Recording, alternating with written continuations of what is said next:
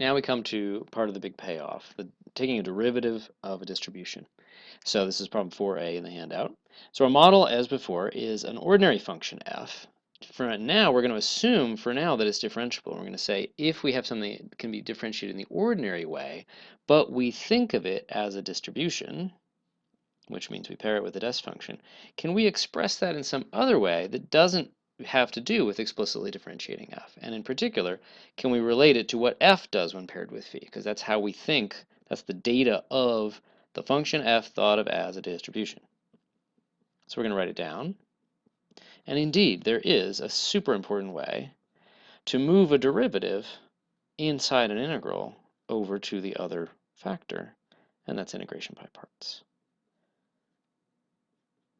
And this is a cool thing. Integration by parts, in a Calc 1 course is usually taught as just a technique for evaluating certain very specific integrals. But this gets a hints at exactly how deep integration by parts is. It's what makes this whole story work. And then we need a boundary term. That can be a real troublesome thing when you try to make this pretty, but what's the deal here? Now, if we were being very, very careful, and like, for example, some very wonderfully rigorous calc teachers will not want you to do this. They'll want you to actually unpack these limits. And that's very fair if you're just starting out. But we know what that means. We know this means the limit is x goes to infinity minus infinity. And the whole thing here is this is a great other place where the compactly supported nature of phi comes in, that this just dies. Because eventually phi is equal to 0. It doesn't have a predefined stopping place, but because it has compact support, this dies, no matter what f is. And so there you go. And that's exactly minus the strong function you started with, evaluated on phi prime. Okay. So now we hadn't imposed a differentiability requirement on phi before this, but it looks like we're going to need to, because here's the definition, of course, just like we had before. We ignore the details and change this to an arbitrary distribution. And there's our definition of differentiating a distribution. But that means that from now on, we will only use differentiable test functions. Okay, and that's totally okay. So let me just recap that. The definition for an absolutely arbitrary distribution, not just one coming from a function. We're just going to say, hey, this is something we can do, and it will, by construction, it agrees with the ones that come from functions. Okay. Now, what about u double prime? Can we take two derivatives? Absolutely. Okay, that's just going to be minus u prime of phi prime, which is, now it goes back to plus u of phi double prime. Oh, but guess what? We're going to want this to be twice differentiable for this to never fail. And that is the point of view we've got, is that we're willing to put very strict requirements on test functions because they are our tool, they're our invention, especially if it makes us not have to have any restrictions on the distributions. And so from now on, we're going to want this to be twice differentiable, but really, we're going to want this to be infinitely differentiable. Because there are plenty of places in mathematics where you have to deal with, there's some limited amount of differentiability of your function, and you have to be very finicky about that. But we're trying to design a brand new theory and create a new kind of object, and it would be silly to build in an artificial restriction that, okay, everything's 3 times differentiable, and then you stop. And so we build it in so that this is supposed to always work no matter how far you go. And the thing you have to do in order to do that is you have to make this infinitely differentiable.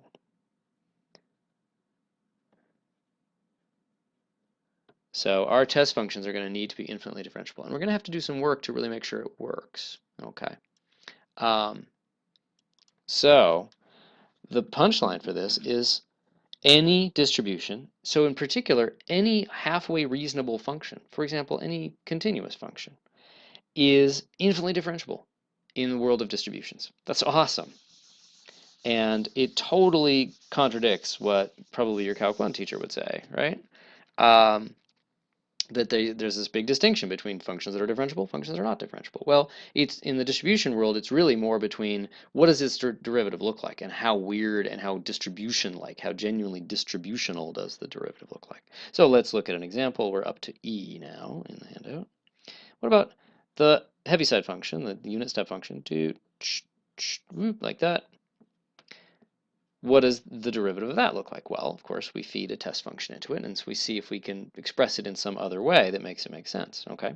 So, by definition, you don't try to differentiate this thing that isn't ordinarily differentiable, okay? By definition, okay, there's a minus sign there. By definition, this is now an ordinary function, so I can use that definition, h of x phi prime of x dx. And now the whole point of h of x, when you integrate it, it just turns that into the integral from 0 to infinity.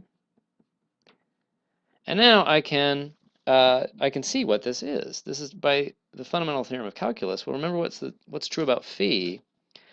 We're going to see how many times the compactly supported nature of phi comes in here. It dies. We're integrating phi prime from 0 to m. And it eventually is going to be 0. Phi is 0, and if phi is identically 0 out here, certainly phi prime is 0. Okay. Although actually it's really phi that we want to be 0. And so this is going to die when we look at the fundamental theorem. That guy is going to die, and we just get minus, a minus, and we get phi of 0. Is that some distribution that we already know acting on phi? You bet, it's delta acting on phi. Okay, and this is a great model of how you do this carefully, but you get a very easy punchline, very, very slick, and that's the derivative of the step function is the delta function. And sort of a more, less rigorous argument for that would be it should be some function, quote unquote, that is 0 everywhere, because this is flat everywhere, except it has an infinitely concentrated jump at 0, and so that the integral of that jump is 1. And that's exactly the looser understanding of the delta function. So that's pretty awesome. And if we go on to F, it's kind of inserted here just because if we're talking about H enough, it's a time to kind of clarify something. If we look at this function, I've talked about a little about how in the very first handouts, how I don't care very much whether I put the closed dot here or here, whether it's 1 here or 0 here or really anything else here. And that's because of this new perspective. Remember, we're looking at this h function, and we're now not trying to evaluate it at a point. We're always pairing it against a test function, and that's the integral of h of x phi of x. If I redefine it, so I was calling it h tilde, so that it's closed circle up here instead of the definition I had been using with the closed circle down here, that doesn't matter at all. That never comes out in an integral. When you put a function into an integral, you can redefine it at any finite set of points, and it's not going to be different. And in fact, even if I took some function and I redefined it, like maybe I kind of move this up and move this down and move this up and move this down, if I did it like at all the integers, for example, then since I'm integrating against a compactly supported function, that guy is only ever going to see a finite number of those changes. So it's integrating against some function that dies outside some finite interval. It's only going to see a finite number of those changes, and so it's not going to change at all. In fact, we'll discover eventually that you can change this on even a somewhat bigger set than this kind of set, a sort of a locally finite set. But the main thing is individual values of functions don't matter when you think of them in the distributional perspective, because you're, by definition, you are, quote, evaluating them, you're understanding them by integrating them against one of these test functions. Okay, so that really fits in with the perspective I was saying at the start of we're not physically, when we're looking at one of these functions, if that's like the temperature as a function of x, remember I was trying to convince you that physically the value right here, it doesn't really have much of a physical meaning. At least we can't ever measure it and be sure we're measuring the right thing at some exact precise value of x, 1.000, infinitely precise. And so in fact, suppose this function actually had some different value here. We're never going to notice. We're always going to look at a smeared average of those values. Okay. The weird thing, though, is that we're going to have to come back to that, and that we could fall into pitfalls, basically, about forgetting that that's our new understanding of functions. So it will have to be something that we come back to. Okay. So let's see. H, that was F and G, really. Okay. H I'm going to skip because it's super easy, and it's written out in one line, literally, in the solutions. And then let's look at absolute value of x. Okay. Ooh, this is cool. This is a classic. This is the classic example of a continuous function that we don't say is differentiable in the ordinary way. Well, let's look at f prime. Let's differentiate it. Boldly forge ahead. By definition, that's minus f of phi prime. Okay. And so that's going to be minus the integral. And I am going to want to put in the limits here because those are going to change. It's going to be essential to keep track of that. Okay. Well, the absolute value function, really, you have to understand it as a piecewise function in this kind of context, in a kind of calculus context. Tell my Calc 1 students that a lot. So from minus infinity to 0, it's minus x. And then from 0 to infinity, it's x. Okay. So now I'm going to do integration by parts. I'm going to take it off the phi prime. We had to take it off of the f because the whole thing as a unit wasn't differentiable. But now that we've split it up carefully into these two parts, and the split up of the integral automatically, in a very nice way, splits it into those two parts and accommodates that. Now we want to take the prime off the phi because we don't know anything about phi, but we sure know a lot about the derivative of expressions like x and minus x. Okay, so these have canceled here, the sign. And now, so we're going to get x phi of x.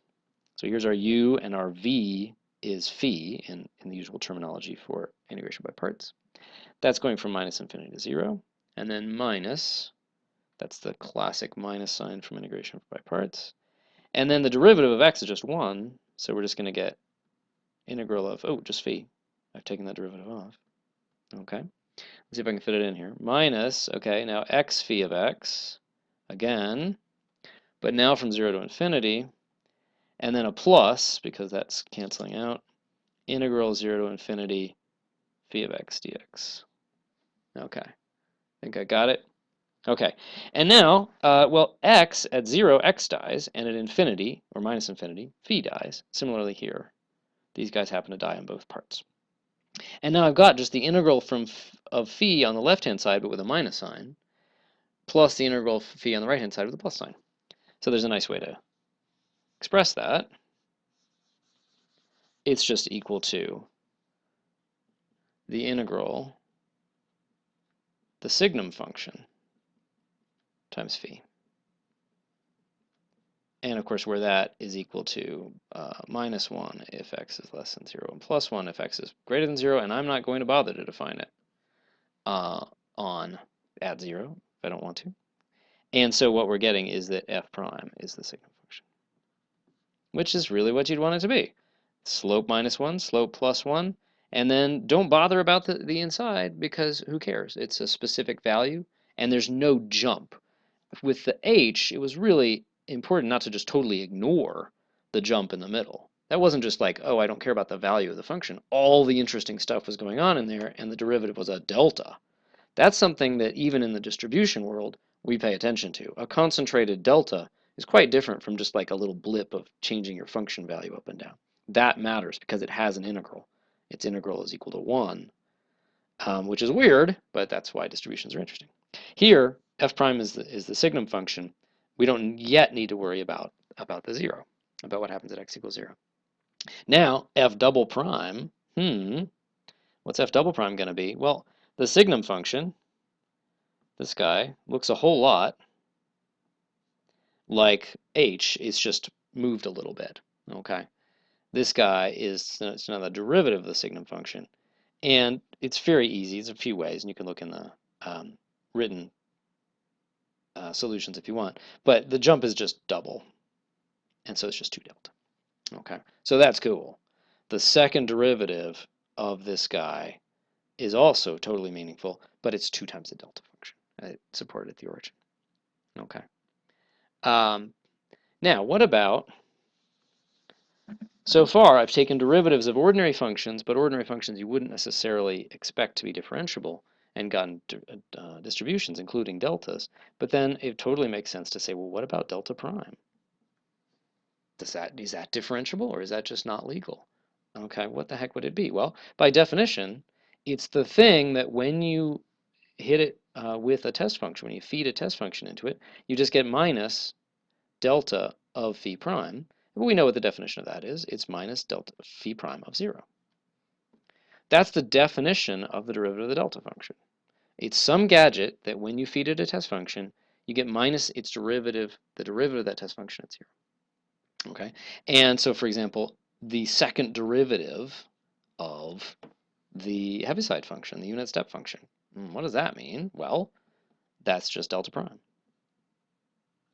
Same deal. Okay, because h prime is delta, if you want to insist on taking 2 derivatives of that funky thing, not just one, which seemed impossible in the first place, take 2, why not? You get delta prime, and this is something we still need to understand. It comes out formally very, very, very simply, but we're going to see. The main thing that I always say, if you've got a formal piece of mathematics and it seems weird, you don't want to say, let's just explore this definition more. You want to say why. Why do we care? Where would this actually come up in real life? And that's going to be in the next handout. Okay, and from time to time after that. Okay.